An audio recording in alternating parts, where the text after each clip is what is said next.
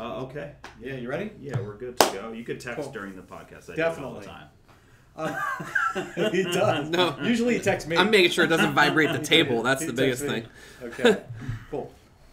Hey everyone, and welcome to the Custom Apparel Startups podcast. My name is Mark Stevenson from Coldesi. And this is Mark Biletnikoff from Coleman & Company, and we've got a guest today, as you can see if you're watching. If you're listening, you have no idea there's a guest. Right. But we're here with Mark Biletnikoff and with First Amendment Tees, and he's here to talk to us about his business, the success of his business, contract printing, a lot of different things, right? Yeah, honestly, it's just another part of our journey to find as many people named Mark as we can in the custom apparel business, and he fit the bill. So he happened to be in town. Is this our third episode with a third Mark? I think so. Yeah, that's awesome. It's crazy. Okay. My brother Mark. This is my other brother Mark. Yeah. Oh, I yes. like that. Good way back machine comment. I like that. All right. So the reason that Mark is here is because not just has he been a Coleman & Company and Coldesi customer for a long time, but he's actually done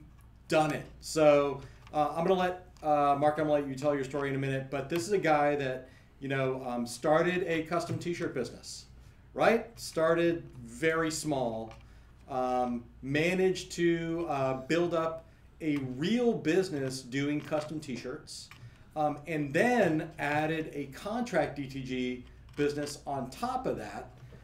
So it's kind of what I know a lot of you guys want to do out there. I know that there are a couple of people listening that are wondering if they can do it, or wondering if they can actually start a business, or like, do you have to be a rocket scientist? Do you have to, drive, do you have to do motocross competitively? Do you have to be a paintball aficionado? The answer to that is maybe. I don't know. So, Mark, why don't you say hi and tell us a little bit about what you do now. My name is Mark Biletnikoff from Erie, Pennsylvania. I am the owner and president of First Amendment Tees, Contract-DTG, and my custom t-shirt. My story goes back 2010. We started with our first printer from Coldesi. It was we started unconventionally. Most people start out silk screening and maybe embroider or something along those lines. We kind of went unconventional. We went backwards. We started with a DTG machine and then started adding other services as that went. I started in my basement, probably like a lot of you guys, just printing, and I was in another job field, and I just woke up one day and said I was going to make t-shirts, and here we are 8.5 years later, and three companies later, and still going strong and growing, year over year. Our first printer that we bought is still in service today. How we got into it was, we started out and I said, hey, I want to make funny t-shirts, and that's why I bought the printer. Was I wanted to make funny t-shirts, but I didn't want to make 1,000 of them because I looked into silkscreen equipment, I looked into other methods and vinyl, and it just wasn't what I wanted to get into. But I love the full color aspect of it. I love to be able, you could print one, and so that was like our gig. Like, I'm gonna build a website, we're gonna make funny t-shirts, and that's how we're gonna get in business. Yeah. And we're still doing that, but that's not where we went. It completely changed. So I got to say, like, 2010 DTG was hard. Yes. Like, it was really like that. DTG wasn't brand new, but we were still selling one of the first two printers, I think. Yeah. It was the HM1. Yep. And they were certainly less expensive, and like, it was the only way to go digital back then, really. Yeah. And but it was a much more technical job. Like now, it's pretty well developed. It's very sorted. The inks are different. Back then, you guys had a leader in that machine. I thought back then. I come from a manufacturing background, and I thought you guys had the leader in all the machines that were out at that time. And like I said, we still use those machines today. So it was one of those things that I'm glad that we made the right choice. I made the right choice. Yeah. And we stuck with it, and it's been paying dividends ever since. So there's been a lot of stories like you with people who got into digital when digital was starting off, like coming ahead of the curve. And we have a lot of customers actually that own an original kiosk or an HM1 or an original Viper. Yeah. So these are DTG machines from 10 years ago, 8 years ago, whatever it might be. And they did really well when they pushed through the tech side of it. Yep. So they came in when it was more tech heavy, pushed through it, and it builds you like good backbone for really like understanding the hardships of business in and of itself when you're at the newer end of a technology. Yeah, well, they say if you survived a business, you start a startup business in 2010, 2011, if you survive through that, you can survive anything. Yeah, and it's actually that's pretty a pretty true. good call, I didn't know that at the time. Like I said, I went from a job making almost $100,000 a year, and and not having to worry in the world, and it was corporate America, and then I was like, you know what, screw this, I'm done. I want to make t-shirts, and I was like, I didn't know that the market was horrible. I didn't know that.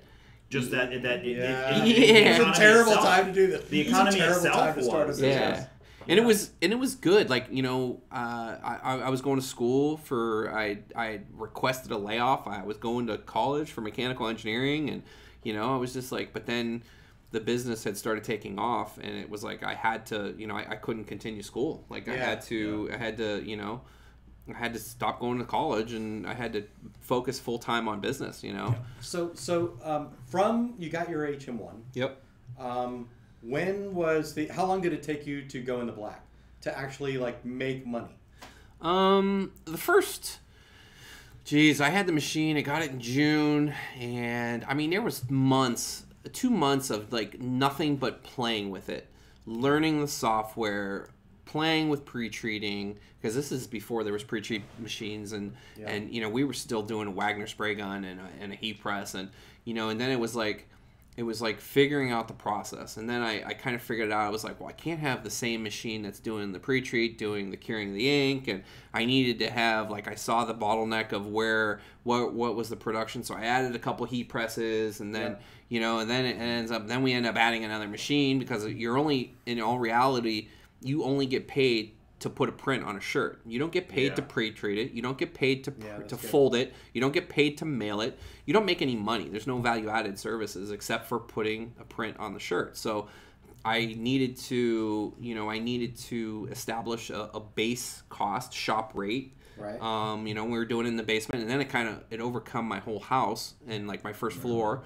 And it was just like, this is enough. So I got my first shop. It was a little over 1,000 square foot, and we had got another machine, so we had 2 printers, and we had actually set up like a pre-treat area and a stock room and stuff. And was moving it out of my house was probably one of the best things, because I had to separate work from home. It was like it was kind of overcoming, and it was like the whole learning process of doing it at home.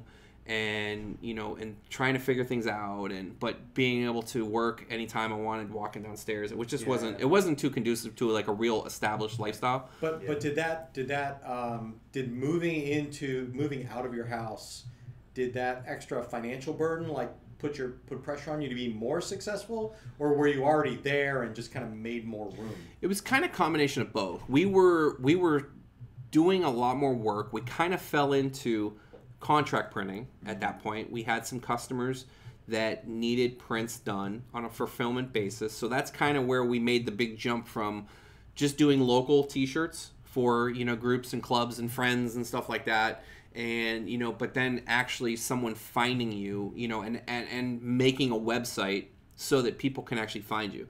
Like the yellow pages and the white pages, that's not how people find you, and even in 2010, like, business was different then. So like we had built a website. It was horrible, but it was functional and explained what we did. So that's how someone found us to do actual contract printing that was out of our state. So was that like a bit of a break? Absolutely. Yeah. It was establishing, having a website and establishing in legitimizing who you were, not just a brick, not just a brick and mortar waiting for someone to walk through your door. It's someone that's cruising the internet at 3 o'clock in the morning, finding someone that does what you do and specializes in what you do, and needing your service. So that's kind of how we got into the contract printing. Yeah, and that was kind of the game changer for us. Was then I started seeing the value in where there's a real need for this, not just printing you know, for a club or a couple softball shirts and stuff like that. It was providing a service, you know, whether it's someone that owns a restaurant or someone that owns, you know, or yeah, maybe a softball team or someone that's maybe in Michigan and they don't have that type of printing locally. Yep. So that's kind of how we grew, is people needing our service. Yeah. So that's one of the things that we talked about over lunch, is how do you market your business? And you know, one of the things I did immediately on the phone, a smart move that you made was kind of to put that contract DTG word like on the new website, because still today, if you search for contract DTG printing, you're the #1 organic search. Yeah. So I mean, and that's worth a lot of money. Yeah. And so a great argument for, you know, you were early in this, right? You made the right content on the site, got people to find you, and that just kind of... Yeah, well, actually, we didn't have a contract site for probably about 3 years.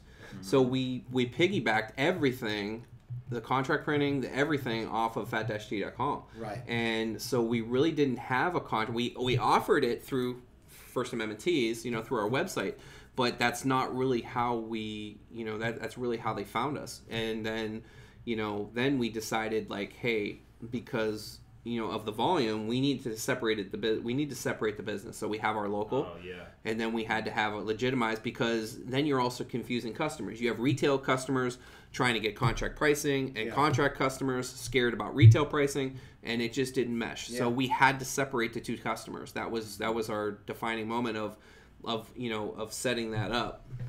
Well, I'd see this, like, your story has a classic example of when we discuss, like, the lifetime value of a customer. Yeah. Because so what you had learned probably early on in your business is, you know, how to talk with customers, how to deliver good customer service. You took time to learn the product or the methods, so you made a good T-shirt. And then when you had that opportunity, when you got that first break to do some big jobs over and over again, you were able to keep that customer. And I think that's like a key thing when that happens with small businesses, is that and no matter what they are, I mean, of course, in our industry as well, but if they're a restaurant or you're a plumber or an AC, if you don't know what you're doing, if you don't know how to treat customers right, if you don't know how to actually run it as a business, then when you get the breaks, you just miss them. Yep. Yeah. And if you wouldn't have known what you were doing, you wouldn't have known. First order, and then you're done. Yeah. And even though your retail customer is a different customer than your contract customer, a contract customer is more educated, already in the business. A retail customer is uneducated in that form of printing, or, you know, as far as that pricing, or why does it cost this. You still have to treat those customers, and we try to go a little extra. We try to do a little bit more than, say, our competitors. Mm-hmm. You know, the personal touch, the calls, hey, you can text me anytime, day or night. You know, you can have my personal phone number. We don't really shut out our customers if there's a problem or anything like that. But I've always said that there's no substitution, you know, for being second best. Mm-hmm. We will not survive, and I've instilled that since day one. You know, we tried to offer a better service. We try to offer, you know, better artwork, a better hands-on approach to handling the orders. How do we present them to our customers? Things that we do. There's a lot of things that we do that I know other people don't do. Yeah. And I think that's been a lot of how we've gotten to where we are, is because of what we offer. Yeah, that's great. I mean, it's literally, you just went through like 5 episodes of the podcast. Yeah. So it's great. About. And one thing that you mentioned that I don't want to go over too quickly is that voice you use when you talk to your customer, because we go through that with Cold Essing and Coleman and Company all the time. Uh-huh. You know, we're always talking to our customers about, you know, pick your niche. It might be a local market, it might be cheer, it might be baseball teams, you know, whatever it is. Pick your niche so you can talk that language to those people. You know, because if your customers are startups, like they've never done anything before, that's a completely different conversation from somebody that, you know, is buying, you know, 1,000 shirts every 2 weeks. Mm-hmm. You know, and having the commercial conversation with one customer, and what color do you want for your T-shirt for grandma with the other customer, that's hard to do if you're talking from the same spot. Yeah, you have to juggle that. I mean, I have one customer that lives in Indonesia. He's been a customer since the early days. I have no idea what he looks like. He places an order 5 days a week, 52 weeks out of the year, pays me. I don't even invoice him anymore. He just invoices himself. And I'll check him. It's crazy. It's the most crazy thing. That's great. But like, it's been a working relationship that we've had for 8 years, I would say. You know, and it's just, but that's how we do things. You know, he can chat with me. We have WhatsApp, or we use, you know, Google Chat or email or whatever. But we have an open communication of like if something's lacking or something needs to be changed, or, you know, and he's halfway around the world. So I mean, and we do stuff like that all the time. But yeah, treating those customers and treating them right and making sure that you do what you say and say what you do it goes a long ways. Yeah. You know. Yeah, and especially because you're not going to be free of making mistakes with a customer like Absolutely that, or not. making errors, and that's something that that a lot of small business owners struggle with, because they see it's easy to see outwardly and see the mistakes that everyone else is making, whether it's your customer delivering something to you wrong, or whether, you know, UPS doesn't deliver your shirts on time, whatever it would be. Yep. But it's really hard as a small business owner to look inwardly and see all the mistakes that you've made or you're about to make. Yeah. And I think like these are lessons that people need to learn, that when you understand that you make the mistakes too, then you are just become better at building relationships, because you can forgive when others make mistakes, and you know how to react when you make a mistake. Yeah, and we have made many mistakes, you know, and the biggest thing is we make it right, though, you know, and there are times where, you know, like it's not our issue, but even then we've bent, or, you know, but there's times where you have to learn from that mistake, and you change your process, or you implement something, a checkpoint in the process to kind of eliminate some of those things. So those are the things that we've learned from too. Is we've changed the process from earlier. Now we have like 8 steps that a shirt is checked, you know, where it used to be like, oh, we just grabbed it and we sprayed it and then we printed it and then same guy threw it in a bag. Now it touches different people, different sets of hands, and different visual checks. And, you know, when someone says, well, hey, I got my shirt and there's a slice right in the middle of it, it's like, okay, well, you know, we've had 8 people touch that and there was no hole. Right. We know that you opened the bag, and we fold the shirts a certain way. And there's little things that we do that we know if it's our fault or if it's someone else's fault, you know. And there's things that you're going to learn from, like where you have holes in the armpits, or, you know, the shirt was sewn, you know. It's just you don't know, or you don't catch it, and you make those things right, you know. Yeah. So and we do. Coleman & Company does the same thing, because I mean, you know, think about supply orders and how many cones of thread, how many packages pass through Coleman & Company, and we've got, you know, most months under a 2%. Oh, it's less than 1%. Less than 1% error less rate. than 1% error rate pretty consistently. However, they're bound to happen no matter, you know, what you do. And then we learn new processes, and also we were talking about earlier today the improvement of products. You know, this direct to garment ink that's roughly 15 years old, you know, roughly. The first version had, I mean, some of the smartest chemists in the world at making this stuff. It took running them through printers for 5 years to realize that if you change the parts per million of oxygen from this little bit to this little bit, that seems like nothing, makes a massive difference. I actually think it was, if you don't put sand in it, then, you know, it'll print much better. We're hoping to get to that point. I thought it was like magical fairy dust. It is that. But you know, I'll say something else about like the whole, you know, making mistakes and the customer experience is it's the neighbor's mailbox thing. You know, if you hate your neighbor and they back out of a driveway and knock your mailbox over, it's the end of the world. Mm-hmm. If you like your neighbor, you just go stick the mailbox back in the ground and let it go, right? So it's the same thing. If you consistently deliver, you know, a good product and it's packaged well and you're going above board and you're responsive to things, then if you do make a mistake like that, you know, you're not going to lose a customer. You know, it's just going to be, you know, no problem. What can we do to fix it in the future? Yeah, we always make it right. I mean, you know, we'll have production meetings and we'll discuss points of error or interest or things that need to be changed, you know, and I hire a good staff that will implement things on their own. If I have to step in, it's gone beyond, you know, that they haven't fixed the problem. Yeah. So I do kind of let self-starting individuals and motivated individuals, you know, run and fix their own problems. Yeah. Like I said, if I step in, then I'm adding a checkpoint, or I'm adding something that is, you know, it's either something that's really bad or something that really needs to be taken care of, or I want to make sure it's taken care of right, type thing. So yeah. Yeah, it makes sense.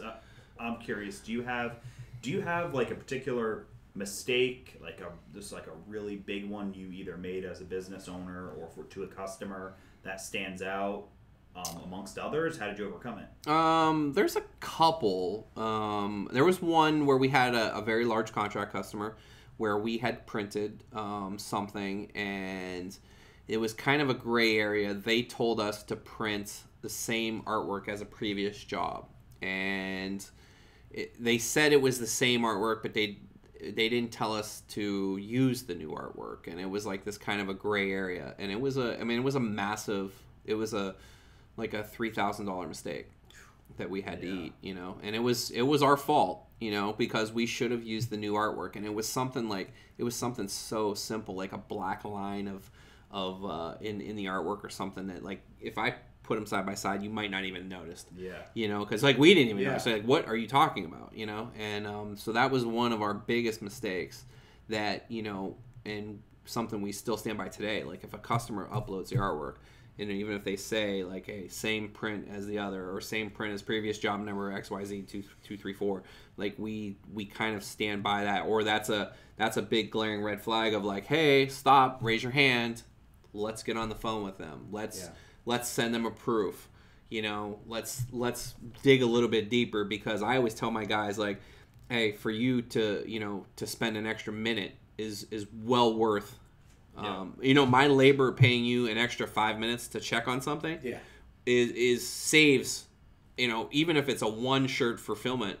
You know, you got the shirt $3, you got the ink, it's $2, you got the poly bag, you got the label, it's, you know, $3, and all that adds up. If you would have just came up to me and asked me, you know, or checked the website to make sure that the text was supposed to be white, not gray, like, if you would have took that 30 seconds and checked that, then you would have one of those things.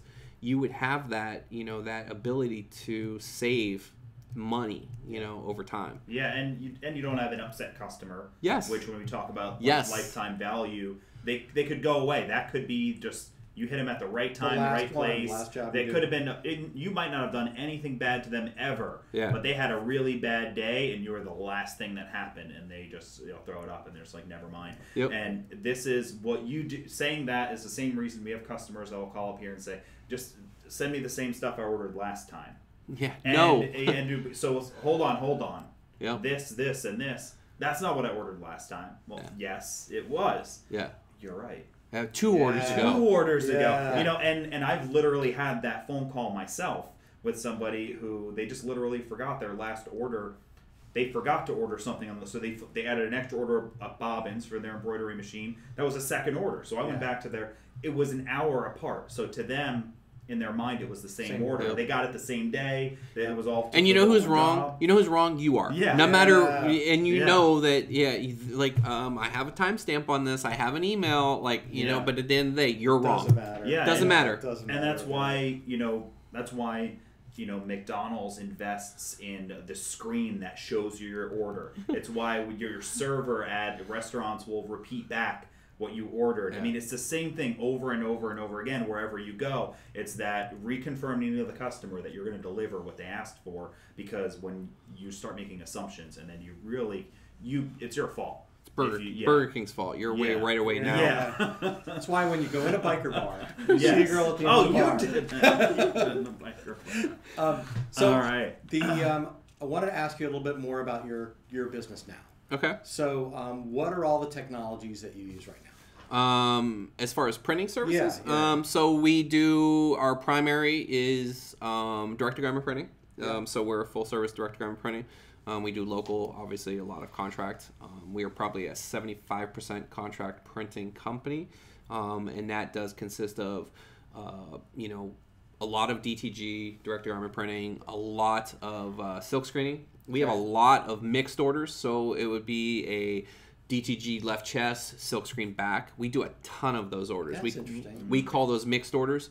So like, you know, where there's a shirt and have like a full color front print, and then it'll have a one color sponsor back. So we have a lot of mixed orders. I would say we've noticed that in the last, since we've upgraded our screen department to be more high volume, I've noticed in the last couple years we see a lot of mixed orders in the contract side of customers. Yeah. Like we see a lot of that jump. I would say probably 20% of our jobs, you know, anywhere from 15 to 20% of our jobs that come in now are multi-side shirts, mixed orders. Yeah. So and it's interesting because in the room that we're sitting in here, we've got the digital heat effects transfer system and a cutter for heat transfer vinyl, and a Spangle machine and an embroidery machine. We do have a lot going on here. Yeah. And specifically those two, though, I have in the conversation, even with when we first started merging these products together within the teams that sell and support here, on like what would be the point of having these two right here, and I just sat down and I said, well, we'll do the math on a single color heat transfer vinyl, like doing a lot of lettering, numbers and lettering, and doing a multicolor with a transfer on why, like, when on mixing these two together is the perfect formula depending on what the job is. Yeah. So like you said, a sponsor back, you know, you're not going to want to do that in really any other technology besides get that, screen it yourself or contract screen it out, because there's so much detail. So you're not going to want to weed it. You can't sometimes. You can't weed it, physically can't, and then you might not want to necessarily do that with a transfer because of the size of the print. It's going to be too costly. It's going to be too costly to do the front and the back for the whole. We have a local customer that same thing. They do embroidery. They have a very small embroidery machine, and they do vinyl.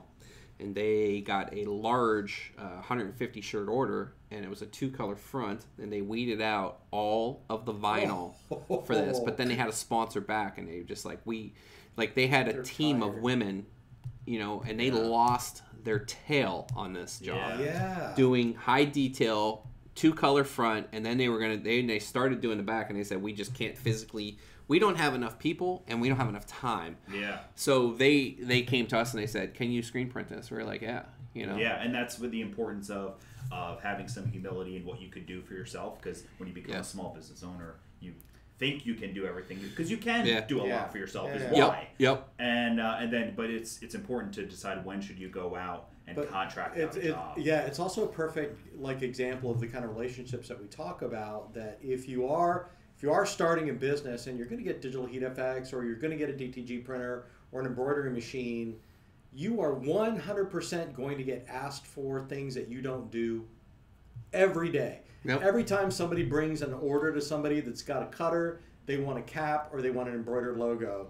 Every time somebody with a DTG print, they want you to screen print jerseys, or they want you to provide a cap to go with the order. So knowing people like Mark in your area or out of your area, just having a good relationship there, so you know that, okay, one day I'm going to get an order for 150 shirts. What am I going to do? I'm going to talk to this guy, get a quote, and do the turnaround time, and then I'm just going to collect the money. Yeah. You're not going to sit there and try to, ruin your life. I was those jobs. I was at that point. Like we do a lot of services, back to the services. So we direct garment print, we silk screen, we pad print, we cut custom shirt vinyl, sign vinyl, embroider. We do a lot of stuff in house, and I have even learned that I get a lot of requests for like full cut dye sub. And so lucky that I have a friend that does it. Mm-hmm. So we contract that out to him. It's like, I can't just keep buying equipment. I'm the dummy that bought every service. I offer more services in-house than anyone in a tri-state around me, Mm-hmm. But you need to know your limits. Let me just say that Mark Biletnikoff does not speak for Cold Essing Coleman Company. You should buy every piece of equipment and actually, in this room. but there's so much that you don't do, even though you there's so tons. much. Yeah, and I would like an Oki. There are things that I would like. I mean, I don't know how much I would use it, but I do see a niche for it. But you do have to learn what you're capable of, what you're not capable of, and without putting yourself in financial duress, you know, like you need to know your limits, you know. And there's a balance, I think, because if you try to run an entire business only with no future off of like just I'm gonna have one embroidery machine and nothing else, you cap out somewhere. Absolutely, no matter what it is. Like, and you might be happy with that because that's your goals, but then you make the choice: is a second or larger embroidery machine the run up, or is a digital heat effects printer? I feel like it should always be a pick two. I feel like you should always like if you're gonna do embroidery, get a cutter. You know, if get a DFX. If you're gonna do DTG, get a cutter or get an embroidery machine. You know, make sure you've got some place to go. That's why I think, you know, we try to talk to everybody that we talk to literally about, like, this machine is great and it'll do tons of stuff. Day 3, you're going to get a request that you're going to have to say no to. And you know, do it. Because but the pick 2, I think, is great as well. I think that's a great idea. I mean, embroidery is great, but there's only so many things you can embroider, and there's only so many things you can do with it. You know, I can't put a picture of on the front of a T-shirt with it. You know, it's just not a feasible thing. And you know, the Oki does it. The DTG printer does it. So you got to kind of find your niche, and you got to find out where you fall. And I think that's the route you're going to go. And I think a vinyl cutter is definitely a huge. You know, that was our second piece of equipment we bought. It's inexpensive and it can sit there. You don't have to maintain it. There's a lot of great things. You know, you can do jerseys and names and numbers on the back, and like that was, I think, that was our second piece of equipment that kind of, because we had the DTG machine, and then it was like, you know, I was doing softball jerseys and stuff. I needed something where it was just a one color design, and then not that DTG couldn't do it, but it was like one of those things, like that was kind of the game changer of being, and then next thing you know, I'm cutting vinyl for other businesses locally. You know, and I think there's a couple businesses that we work for that they still don't have a vinyl cutter. It blows my mind. Like 8 years later. Crazy. Yeah, like how do you not have a vinyl cutter? They're like $1,200. Yeah. You know, I mean, it's not for a good one. I still have the same one. And we have a good amount of customers that do the digital transfers, and they're doing basically small contract work with those. Selling the transfers, like you mentioned, selling the vinyl transfers, and that's huge business for we have plenty of people who wanted to start a T-shirt business, and they realized that just locally they could print transfers just locally for all the shops because they want the little logos on the side and tags. And we've got our guy Corey from Signco Designs, that it seems like a big part of his business is just doing tags for other with the Oki, like for doing other, like selling, like you want 10 shirts, a customer wants their own logo on the back, no problem, rip off the old tag, place the order. So we do those, we either pad print them or we do plastic transfers or something like that, or we screen print them, we don't have that. We don't have a lot of requests for the full color neck, and I would love to be able to do it, and it's something because we have been getting more and more into full color or multicolor neck tags inside and stuff like that, so it's definitely something that I'm going to probably look into. Digital keeps growing, and as digital grows, more colors, it becomes normal. You just think you can get anything anywhere, no matter what it is, printed in full color, and that actually doesn't exist. We talk to those people all the time. But why won't it do this? It just doesn't. It just doesn't. Part of why the UV printers, the compressed UV printers, do well is because people want a full color print on anything, which this printer can basically does. Unless you want to print on a silicone pad or a live cat. Then it's hard to keep them still. You haven't tried a live cat? I said it's hard to keep them still. Guys, there you go. Well, all right. I have some other questions we'll ask here. Okay. One that I think about all the time, and I just put a number 3. But what are like a few big mistakes that like a T-shirt shop or an embroidery shop can make as a startup that either you made or you didn't make but you could have made, and anything like that? Because the reason why I ask is because too many of our customers they make really fatal mistakes early on, and then they're calling us trying to figure out how to get out of it. The biggest thing is biting off more than you can chew, and making promises you can't keep. or buying a piece of equipment when you haven't gone to training, you haven't tested it, you haven't wash tested it, you haven't proven it.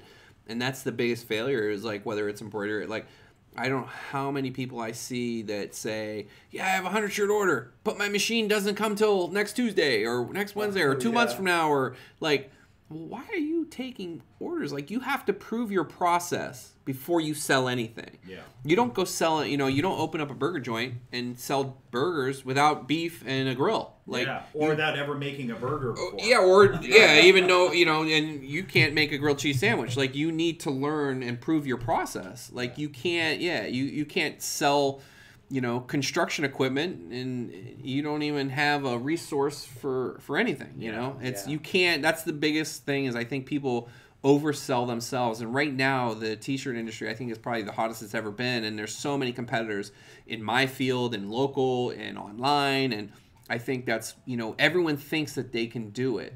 And I don't think, not that I'm saying that it's as easy as everyone thinks, or it's harder than everyone thinks, but I think that people don't invest the time into themselves, into learning the process, and not just learning it, but actually making it right. Yeah. Anyone can make a t-shirt. Are they doing it right, or are they doing it, are they learning about placement, and making themselves some samples and wearing it and washing it, and how does it feel, and is the left chest logo in the right place? And like, I did that for months before I did anything. Yeah, and I invested. The shirt you're buying. Yes. Is the shirt good? Are you proud to wear the shirt? Yes. Meaning like the quality of the actual blank. Yeah. And what I think about making t-shirts is the same as anything else. Like, everything combines together into one, like, into similar philosophies. So you had mentioned that when we had lunch, that you'd raced motorcycles and you do paintball, all of these things, and you make t-shirts, right? All of these things. That's the exciting thing. And if you say, how hard is it to go play paintball? Anyone can do it, right? Absolutely. Anyone can do it. How hard is it to hit a target on a paintball? Well, how close is it? It might be really easy. Yeah. How hard is it to be a champion in a paintball tournament? Yeah. Extremely hard. So, and I think t-shirts is the same way, is that, people watch me do a video, and I'll make a t-shirt. You made it look so easy. That was easy. Yeah. What I just did was easy. It wasn't hard. Yeah. Now, that's not, but I didn't also sell 150 t-shirts to somebody, get the money from them, fulfill the order, deliver create it, the artwork. It's like, that's not what I'm doing here. Yeah. And however, that can be easy, but it can also be challenging if you're not doing it correctly. Every industry, no matter what you're doing, whether you're like racing bikes or making t-shirts, on the surface they're easy. The deeper you go into it, the more you have to be a pro. And again, being that it's probably as competitive as it's ever been, that market, everyone thinks that they can do it right now. And I see people like, oh, I'll play paintball. Going back to that. Yeah. And I say, you have a better chance of beating Michael Jordan in basketball than you do playing me. It's just that equation of same thing. Like, we have people that in the contract printing world in DTG, we have customers that, they're a garage printer and they have a couple homemade, direct-to-garment printers, and they, they'll undercut us in price or something, it's like, okay, great. Next thing you know, that customer's back because their equipment's broke, or they don't have enough ink today, and they don't have enough t-shirts, or everything washed off, or, so we deal with that a lot. We see a lot of customers leave and come back, and we don't claim to be the cheapest, but we claim to have a great product at an affordable price, and we stand behind our product. So, but we do see a lot of competitiveness right now where people are trying to undercut, and it happens in any business. Yeah. Even in your machinery business, there's people that are doing, that try to undercut you guys. But you're at a point now where you're growing. Yes. Right? Absolutely. And it just keeps getting better and better. Yep. But there's more competition out there. Yep. So how do you do that on like a daily basis? Because we get a lot of people that say, I can't compete with this guy, or I'll never compete. You can. So since I've been in business, just on a local level, there's 7 new screen print t-shirt shops that have opened up in my city. Maybe 8. Yeah. And and so there's probably since one or two you've never heard of that opened. yes, You know? and there's probably a couple garage printers that I don't Yeah. know of, but legitimately there's 7 new T-shirt places since I have opened up just in my hometown, my city, which is a city of over 100,000 people. So that's not a lot of people, and we have 7 new businesses that have opened up. Yeah. And we still succeed in that market. But you have to be able to know what your limits are. You have to be able to offer something that someone doesn't, and not saying a service, but you have to be able to go that extra mile with the customer service. You have to be able to fold the orders and bag them. You have to be willing to help with the artwork, or you have to be, you have to offer something that they don't. And it's not necessarily, you don't need to fight over nickels and be the absolute cheapest. Yes, that works, but that you can't control your pricing with someone else's, and granted, I can't compete with the guy that's doing 25 shirts in a garage. Like, to me, I just can't compete with that guy, and I'm not going to compete with him. That's not, but he can't compete at 100 shirts, full color, or the 1 shirt full color. I'm the only person that does it. You got to have some kind of a you have to have a niche. Yes. Whatever that is. Well, and you bag your shirts, which is cost was like a nickel Yep. or something like Yep. that, right? 4 cents. Is a nickel. Yep. And so, if you wanted to be the cheapest out there, and you're you'd have to shave that nickel off to Yep. shave your price by a nickel. Yeah. Yep. And so, but it's not worth a nickel. What you're doing, that service that you provide, when it's in a bag, it's clean. When they have to divvy them out to say, if they're buying 50 shirts and they have to divvy them out to a crowd of people, it's like there's no stains on them, they're not messed up, they're easy to pass around, and that feels good. You want to experience that again compared to getting a torn up box. Yep. Yeah. Exactly. Yeah. Or no box. Yeah. Or a blue bag from the grocery store is what they're carrying their stuff out. Scotch taped together. We do a lot of like local. So just an example, like our local, say spirit orders. Some team comes to us and all the parents want to order gear, and say we do the T-shirts for the team. That's where we make the money, is on the spirit wear. But one thing we also do, so we create an order form for them so that they can pass it out, and all the money comes back in, and we take that order form, and then we fulfill that order form with all the different services, whether it's direct garment printing or silkscreen or embroidery, whatever it is. So, and then we take that order and we bag it for them. So all those pieces that they bought is stapled into a very nice bag, and here's their order form, so they don't have to sort it. So a lot of people don't do that for their spirit wear.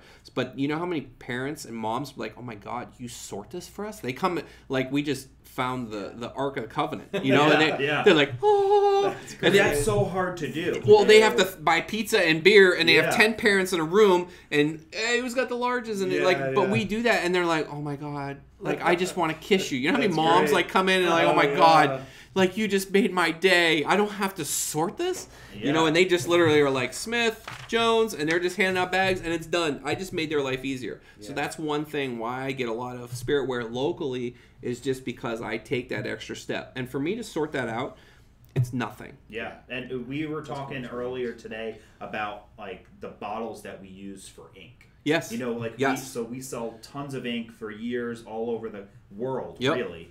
And Michael, who is in charge of the warehouse and making sure everything's full in there, I can't tell you how many boring conversations I've heard him talking about bottles before. And it's because having a good bottle that's the right grade, the wrong grade, the ink can seep into the bottle or out. Having a bad cap. And the manufacturer of our bottles had some sort of major issue, and we're out of a certain size bottle for a period of time. So we're fulfilling orders with smaller bottles just because we didn't have the big ones. And Michael found some boxes of some old bottles.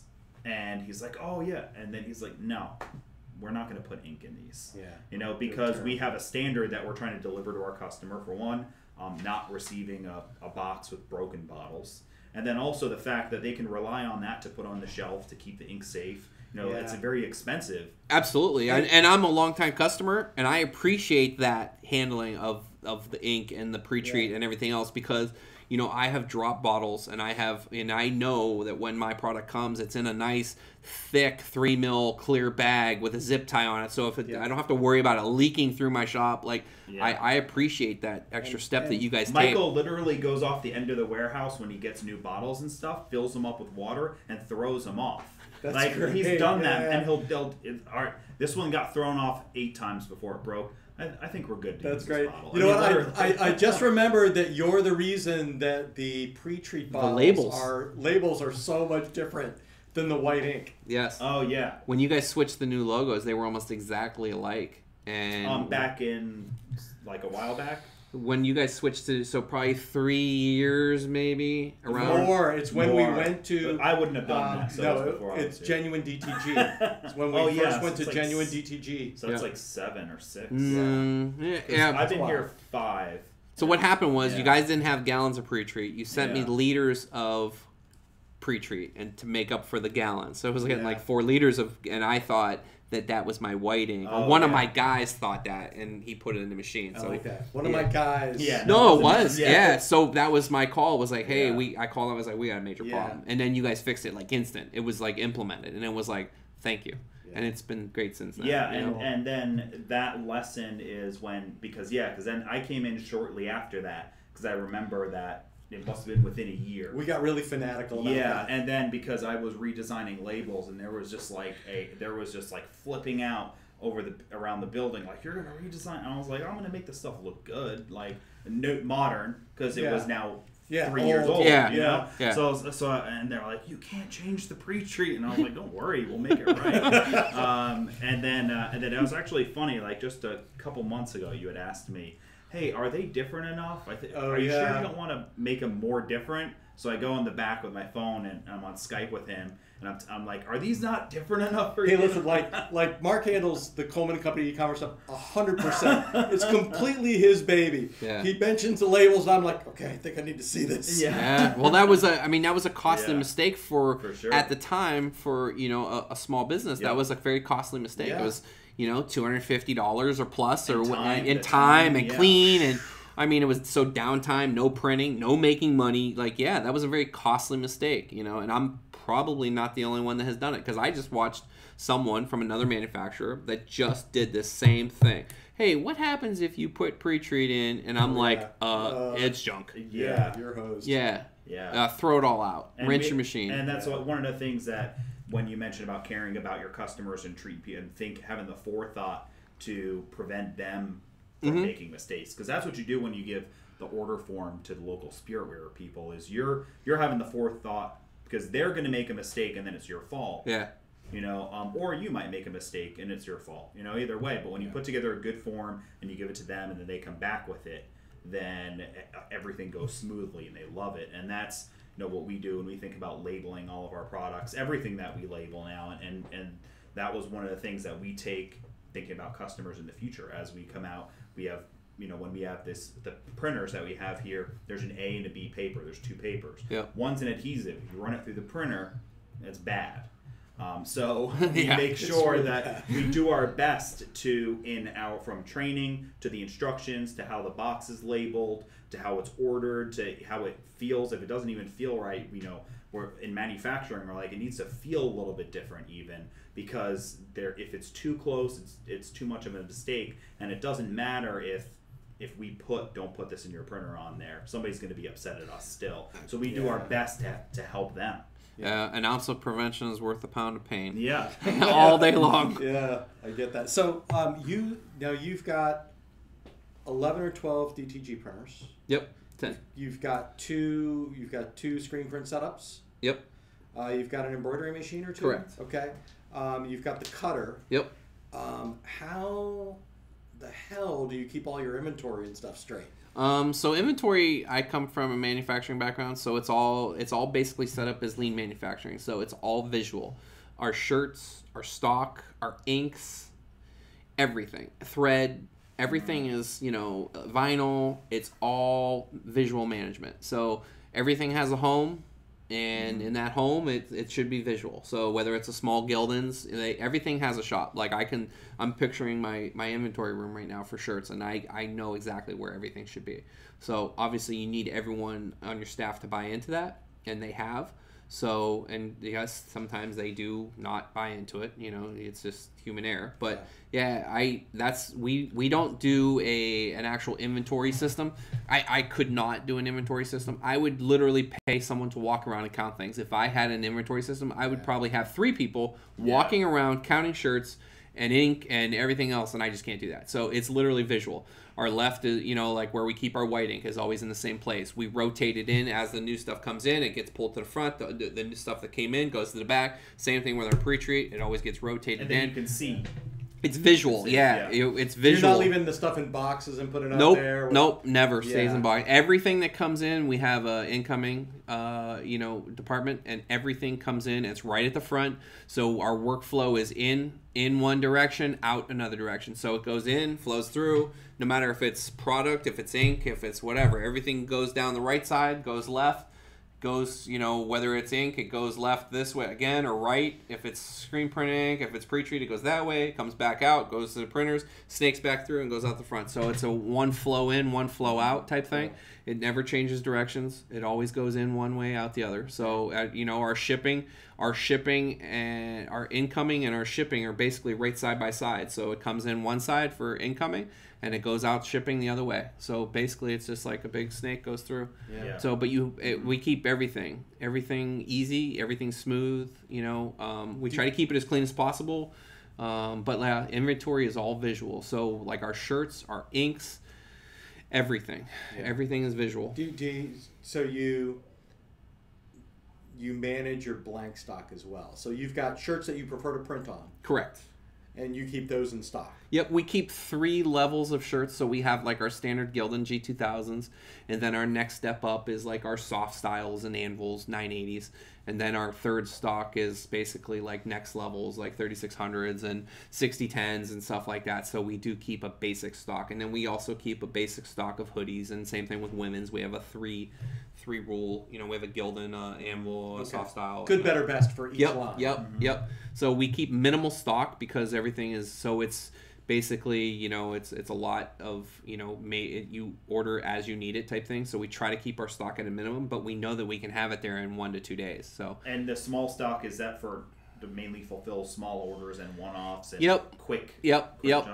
So because we have an online t-shirt designer and we have customers that have online t-shirt designers and stuff, so we got to have a kind of good selection. Gildan G2000s, we carry like 15 colors. Okay. At all times, at least 2 or 3. And what sizes could you carry from small? Small to typically 3X. Okay. Yeah. Obviously your smalls, you might have 1. Your mediums, you might have 2 or 3. Your large 2, 3, extra large 2, 3, 2X, maybe 2, 3X, maybe 1. So that's kind of our small amounts. Yep. Yeah. Always large to extra large heavy, because that's where you sell. So now, when did you go from, or did you start carrying inventory from the beginning? Yes, absolutely, right from the beginning. I carried an inventory because we had a website, so I had to have one of everything that we were offering. One-off shirts from the beginning, right? Yep. Okay. So I kept a very limited inventory, and the shirts that we still use the same shirts today that we have always used.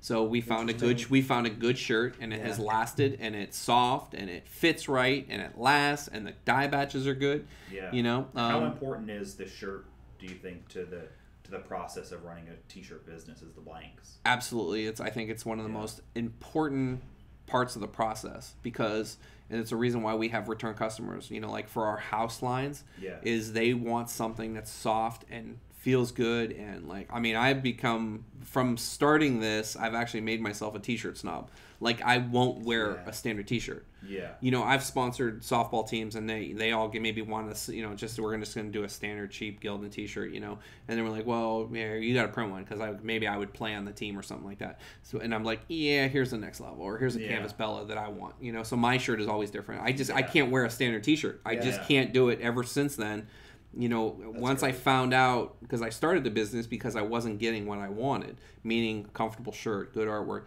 So ever since then, I've created my own monsters. Now I can't wear a regular t-shirt. And once you wear something nice, it's just like once you drive a nice car, you're like, man, that's a nice car. Yeah. Everything, yeah. goes into that. Food, everything. Sneakers, clothes. And you can get away with cheaper things and get away with not as nice things. But once you do find something you really like, and then you try to go back, then you're like, well, that's not so good. Yeah. I kind of miss even your toothpaste or your shampoo. You find a shampoo that works, and you go back and you're like, well, this didn't work out so well. I bet you hair's do too. Not that I have a lot of hair, but it's a good point.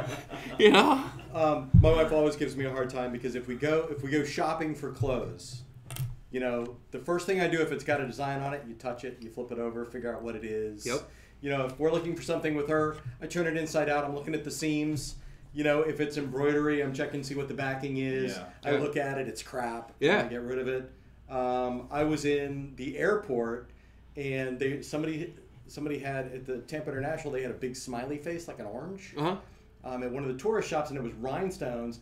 There were rhinestones falling off, you know, things like that. So I brought it up to the store manager, and I'm like, look, you really shouldn't sell this. Yeah. You know, but you get spoiled with what you're... And I think it's important that if you want to build a business that's not, and this is the lesson that my customers, you know, have taught me, that if you want to build a business that is not about being the cheapest and is about like sustainability, like they're like meaning that like you'll sustain your customers over a long term, that delivering out a quality product is the number one. Yeah. There's very, very few customers that we have that when we ask this question, they say being the lowest price is number one. Almost nobody We says have that. So we've done work for some large manufactured like custom t-shirt places, and you know, and their quality control or what they tell us to do is just not fit into our business model, and we've walked away from, you know, $100,000 accounts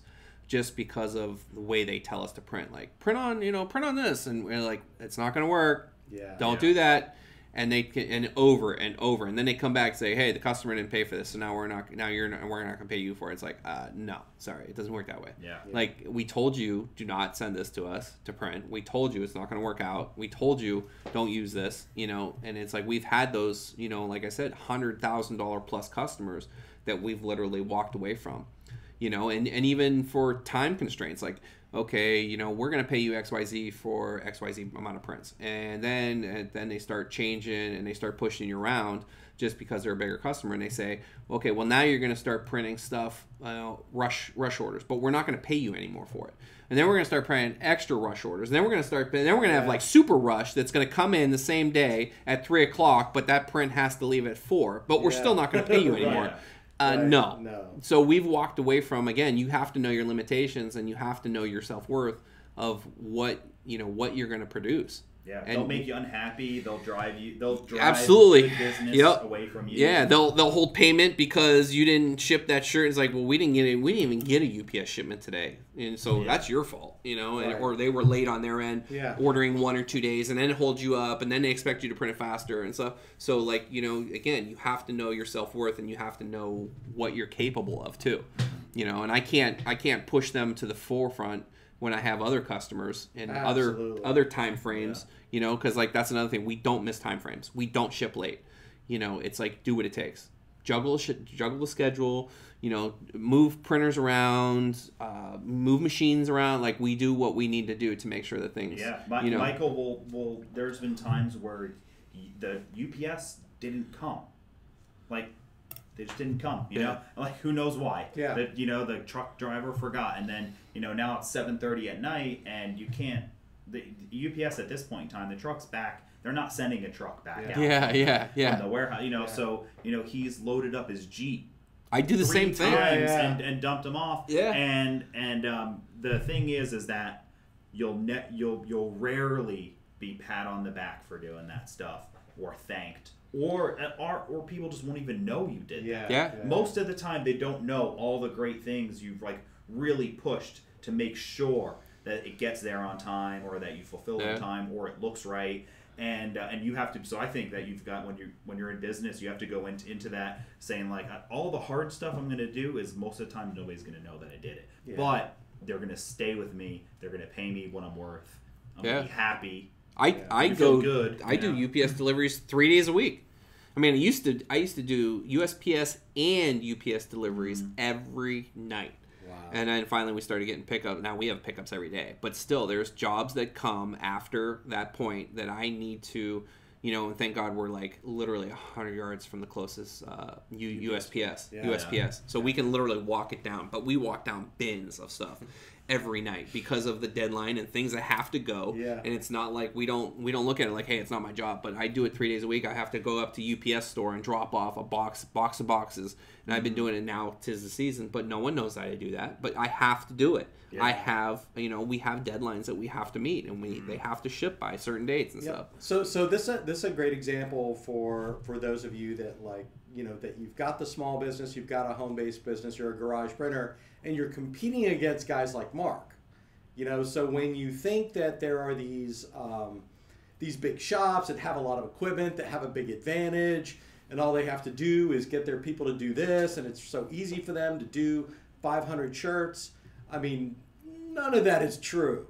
They're set up to do that. They're you in 5 years or 10 years. Think about the business that you're doing now and the effort it puts in. Mark puts in that same effort, just in different spots. Yeah. It still means the same thing. He's still driving stuff down to, over to USPS, just like you should.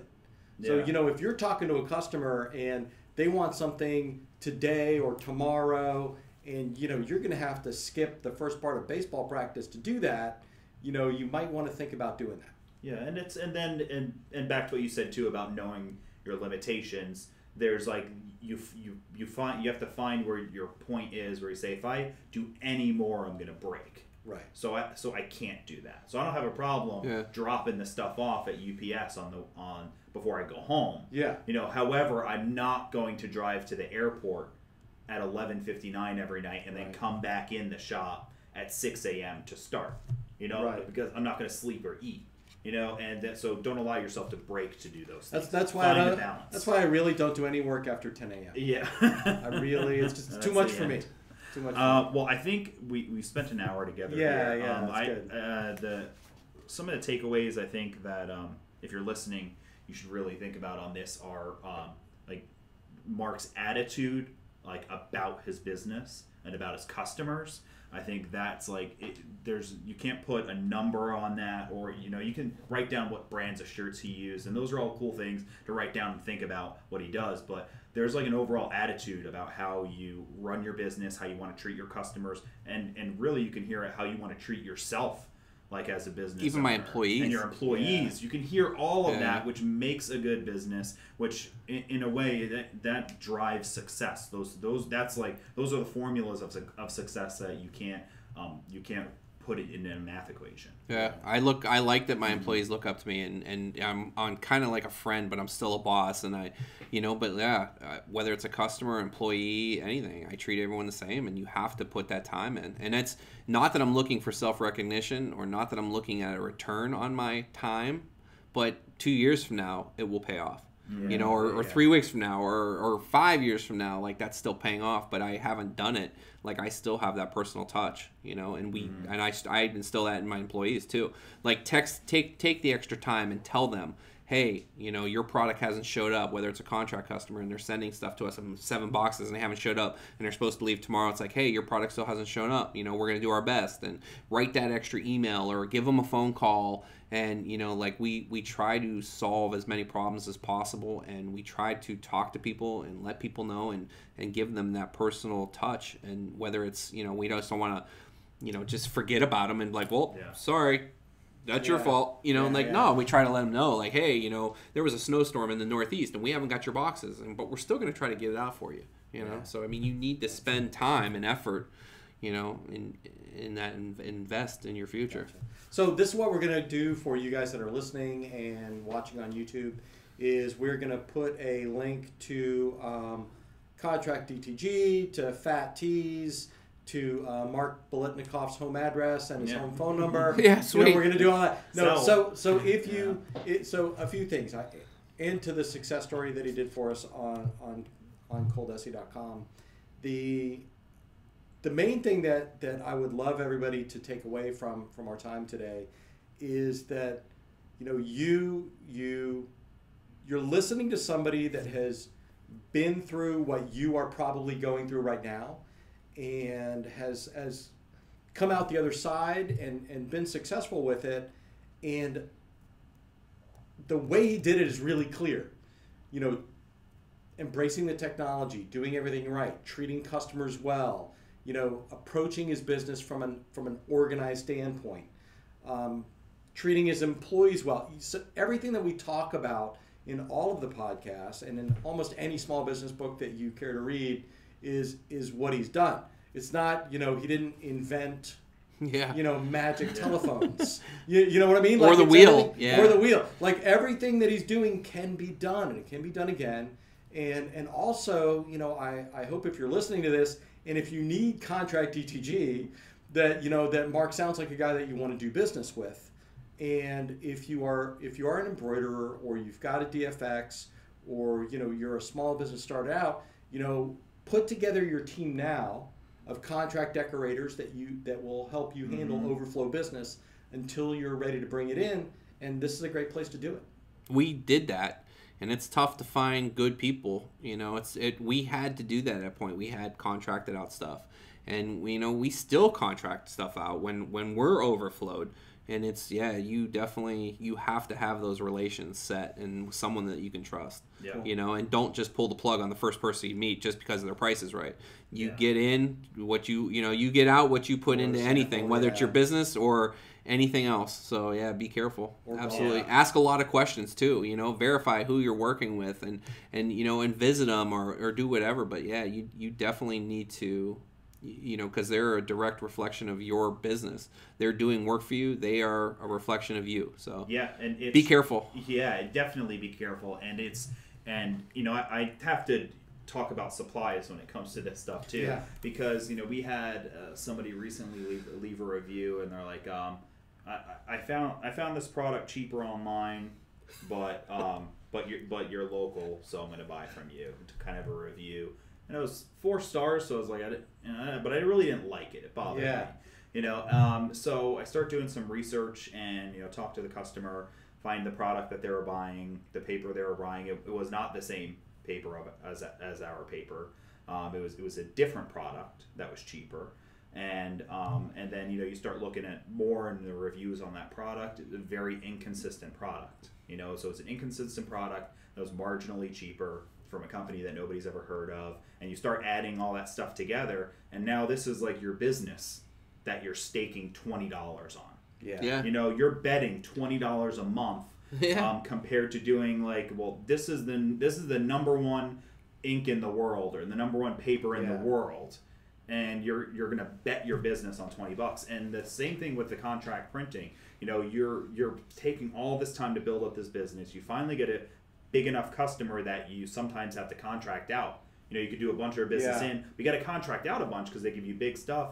And then you just go for the cheapest contractor. You have no clue who they are. Didn't ask them any questions. None of these things. They deliver back a really poor quality product. Or late. Both probably.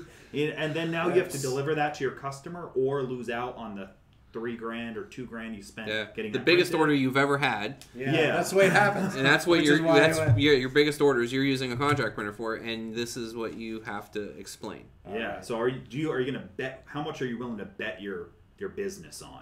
Your livelihood. Your livelihood. So for the average of 4 listeners that make it all the way to the end of our podcast. For all 4 of you guys. So do us a favor. If you enjoyed the podcast, then please give us a rating on iTunes.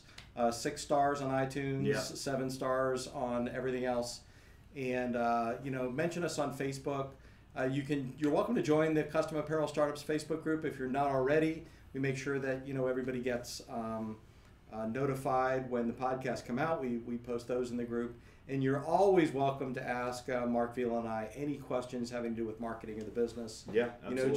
Just shoot us a note. If you're not part of CAS, I definitely suggest you do become a member. Definitely for any startup or any new business. Definitely you see tons a lot of cool people, and you'll hear and I've gotten to the point now where I'm just about hard truths online lately. And people will say some things, and I'm just listen. No, you have to think about it this way. If you want to win, you got to think like a winner. Type of stuff. So yeah, please share the podcast, rate it, and all this stuff. Selfie time. And make sure you talk to Mark Biletnikoff if you're looking to match a font. Yes. That is what just I was tag about to them. do. All right. Thanks, everybody. This has been Mark Stevenson from Coldesi. And Mark Vila from Coleman and Company. Thanks, And Mark. Mark Biletnikoff from Erie, Pennsylvania. 3 marks. Later.